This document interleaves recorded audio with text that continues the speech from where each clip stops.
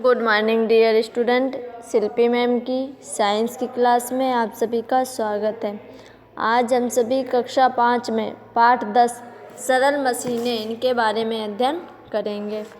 देखिए, मशीन, जब हम कोई कार्य करते हैं तो उस कार्य को करने के लिए ऊर्जा की आवश्यकता होती है।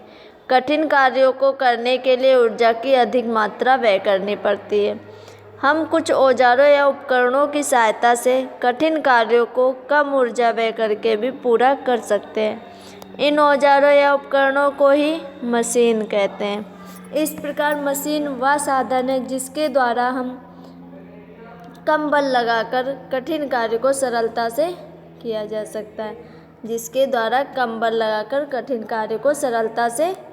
सकता है। कार्यों को सरल करने के अतिरिक्त मशीनें बल की दिशा को परिवर्तित कर सकती हैं। मशीनें कार्य की गति को बढ़ा सकती हैं। मशीनें दो प्रकार की होती है, सरल मशीन और एक जटिल मशीन। तो देखिए, सरल मशीनें चाकू, कैंची, सरोता, चिमटा, साधारण तराजू, बेलचा, फावड़ा, खुरपी, हल, घिरनी, पहिया आदि सरल मशीनों के उदाहरण हैं। जटिल मशीनें घड़ी, साइकिल, स्कूटर, कार, मोटर गाड़ी, सिलाई की मशीन, ट्रैक्टर, क्रेन, छपाई और प्रिंटिंग मशीन, बिजली का पंखा आदि जटिल मशीनों के उदाहरण हैं। बड़ी और जटिल मशीनें कई छोटी छोटी सरल मशीनों से मिलकर बनती हैं। सरल मशीनें निम्न प्रकार की होती हैं। नंबर 1 नत समतल, नंबर 2 पेंच, नंबर 3 फन्नी, नंबर 4 उत्तोलक, नंबर 5 घिरनी, नंबर 6 पहिया एवं धुरी, नंबर 7 गियर। तो देखिए, नतमस्तक, झुकी हुई ढलुआ सपाट सतह को नत समतल कहते हैं, जिसका एक सिरा दूसरे सिरे से ऊंचा होता है। यह भारी सामान जैसे ड्रम को ट्रक में चढ़ाने के काम आता है। ड्रम को नत समतल पर रखकर ऊपर की ओर लुढ़काया जाता है। नत समतल पर ड्रम थोड़ा थोड़ा करके ऊपर उठता है। प्रत्येक बार थोड़ा थोड़ा कार्य करना पड़ता है। इस प्रकार एक ड्रम उठाने का संपूर्ण कार्य छोटे छोटे हिस्सों में बढ़ जाता है। नत समतल कार्य को कम नहीं करता, परंतु इससे कार्य में आसानी हो जाती है। घरों के प्रवेश द्वार पर स्कूटर को उतारने चढ़ाने के लिए पक्का नत समतल ढलान बना होता है। यानी घरों में प्रवेश द्वार मेन दरवाजे पर स्कूटर को चढ़ाने उतारने के लिए पक्का नत समतल ढलान बना होता है। अस्पतालों में रोगियों या घायल व्यक्तियों को नत समतल मार्ग द्वारा ही हाथ गाड़ी पर ऊपर नीचे ले जाया जाता है। पहाड़ों पर चढ़ना उतरना भी नत समतल के रूप में ही बनाई गई सड़कों द्वारा आसान हो जाता है। एक समान ऊंचाई तक सीढ़ियां चढ़ने की अपेक्षा लंबे नत समतल पर चढ़ना अधिक सरल है। पेंच एक सरल मशीन होती है जिसका प्रयोग वस्तुओं को मजबूती से जोड़ने के लिए किया जाता है। घर के दरवाजों में लगे कब्जों को कसने के लिए पेचदार कीलों का प्रयोग होता है। किसी बेलन, डंडे अथवा सिलेंडर आदि के चारों ओर लिपटे हुए नत समतल को ही पेच कहते हैं। एक लोहे का पेच लीजिए। पेच के नीचे की ओर बनी धारियों पर उंगली फिराइए। अब एक कागज को लेकर उसमें एक समकोण त्रिभुज को काटिए। त्रिभुज की सबसे लंबी भुजा को रंग लीजिए। अब इस त्रिभुजाकार कागज को पेंसिल के चारों ओर चित्रानुसार लपेटें। आपको पेंसिल किसी पेच की भांति दिखाई देगी। एक ढिबरी, नट जिसको बोलते हैं, एवं काबला बोल्ट लीजिए। ढिबरी एक पेंच की भांति होती है जिसके निचले सिरे पर उठी हुई ढलुआ धारियाँ होती हैं। काबले में भीतर की ओर ढिबरी की भांति गहरी धारियाँ बनी होती है जिन्हें चूड़ियाँ कहते हैं। काबले को ढिबरी के बीच में सीधा टिकाइए। अब पहले काबले को पकड़कर ढिबरी को घुमाइए। ढिबरी काबरे पर ऊपर नीचे सरकती है। आपने सॉस, जैम आदि के डिब्बों के ढक्कनों में चूड़ियाँ देखी होंगी। इन डिब्बों में ऊपर की ओर पेंच की भांति उभरी हुई धारियाँ बनी होती हैं। ढक्कन की चूड़ियों को इन धारियों पर घुमाने से ढक्कन बंद हो जाता है। पेन, शीशी, नल आदि में भी ऐसी चूड़ियाँ एवं धारियाँ होती हैं। फननी। फननी एक अन्य सरल मशीन है। फननी मुख्यतः किसी सख्त धातु जैसे लोहे आदि की बनी होती है या तो नत समतलों के आधार को जोड़ने से बनती है। इसका आकार अंग्रेजी के वी अक्षर के समान होता है। फन्नी की धार बहुत पैनी होती है। फन्नी का उपयोग पेंच के विपरीत दो वस्तुओं को अलग करने अथवा वस्तुओं को छोटे छोटे टुकड़े में तोड़ने के लिए किया जाता है। जो फन्नी होती है उसका उपयोग किसमें किया जाता है? पेंच के विपरीत दो वस्तुओं को अलग करने में या फिर छोटे टुकड़ों में तोड़ने के लिए किया जाता है। लकड़ी काटने वाला व्यक्ति फन्नी की धार वाले सिरे को लकड़ी के ऊपर रखकर ऊपरी चौड़े सिरे पर हथौड़े से चोट मारता है।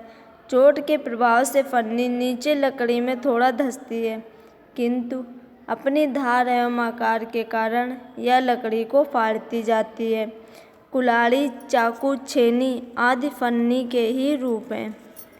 किसानों द्वारा खेतों में प्रयोग किए जाने वाला हल भी फन्नी का ही एक उदाहरण है। उत्तोलक लकड़ी या धातु का एक ऐसा दंड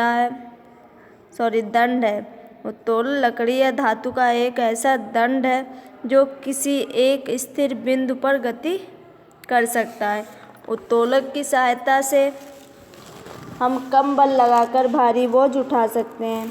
उत्तोलक का प्रयोग कम बल के प्रभाव को बदलने या बढ़ाने के लिए होता है। शीशा, पेच निकालने वाली हथौड़ी, बोतल खोलने वाली चाबी, चिमटा आदि विभिन्न प्रकार के उत्तोलक हैं। उत्तोलक पर जिस बल का प्रयोग किया जाता है उसे आयास कहते हैं। जिस बोझ को उठाने की कोशिश करते हैं उसे भार कहते हैं और उत्तोलक का वह बिंदु जो स्थिर रहता है उसे आलंब कहते हैं। आयास, भार और आलंब की स्थिति के आधार पर उत्तोलकों को 3 भागों में बांटा जाता है। कितने वर्ग होते हैं उत्तोलक के? 3।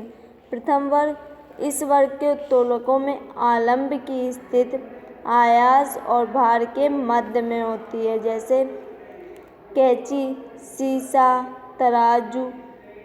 तराजू, कील निकालने की हथौड़ी, प्लायर इसी वर्ग के उत्तोलक हैं। द्वितीय वर्ग के उत्तोलक, इस वर्ग के उत्तोलकों में भार की स्थिति आयास और आलंब के मध्य में होती है। बोतल खोलने वाली चाबी, पहिए वाली गाड़ी, अखरोट तोड़ने वाले यंत्र, सरोता इस वर्ग के उत्तोलक हैं। तृतीय वर्ग, इस वर्ग के उत्तोलकों में आयास की स्थिति भार और आलंब के मध्य में होती है। स्टेपलर, चिमटी, मछली पकड़ने का कांटा, मनुष्य की भुजा इस वर्ग के उत्तोलक हैं। गिरनी, खांचे वाले पहिए जिस पर ये रस्सी या जंजीर गुजरती है को घिरनी कहते हैं। मुख्य रूप से इसका प्रयोग बल की दिशा को बदलने के लिए किया जाता है। भार को गुरुत्वाकर्षण बल के विपरीत ऊपर को उठाने के स्थान पर घिरनी की सहायता से नीचे की ओर खींचा जाता है। इस प्रकार घिरनी द्वारा भार उठाना सरल हो जाता है। स्थिर घिरनी प्रथम श्रेणी का उत्तोलक है। इससे पहिया एक स्थिर धुरी के चारों ओर घूमता है जो आलंब का कार्य करती है। रस्सी के एक सिरे पर भार लटकाया जाता है तथा दूसरे सिरे को खींचा जाता है। आयास, इसमें आयास भार के बराबर लगाना होता है। स्थिर घिरनी का प्रयोग कुएं से जल खींचने, झंडे को ऊपर उठाने और पर्दों को खींचने में होता है। चल या गतिशील। घिरनी में भार के साथ साथ घिरनी भी ऊपर उठती है। दूसरे शब्दों में चल घिरनी में पहिया रस्सी पर चलता है। चल घिरनी को किसी स्थिर घिरनी के साथ प्रयोग किया जाता है। इस घिरनी में भार से आधा आयास लगता है क्योंकि भार रस्सी के 2 भागों में बट जाता है। चल घिरनियाँ क्रेन में उपयोग होती है। पहिया एवं धुरी। धुरी कम व्यास का लंबा पहिया है जो अधिक व्यास के पहियों के बीचों बीच में गुजरता है। दोनों पहिए आपस में कसकर जुड़े रहते हैं। कुएं से जल निकालने के यंत्रों में घिरनी के स्थान पर बेलन चरखा लगा होता है। इसमें बेलन धुरी के एक सिरे पर हैंडल लगा होता है। हैंडल को घुमाने से चरखे यानी पहिए पर रस्सी लिपटती जाती है तथा रस्सी बंधी जल की बाल्टी ऊपर उठ जाती है तथा रस्सी बंधी जल की बाल्टी जो है वो ऊपर उठती जाती है।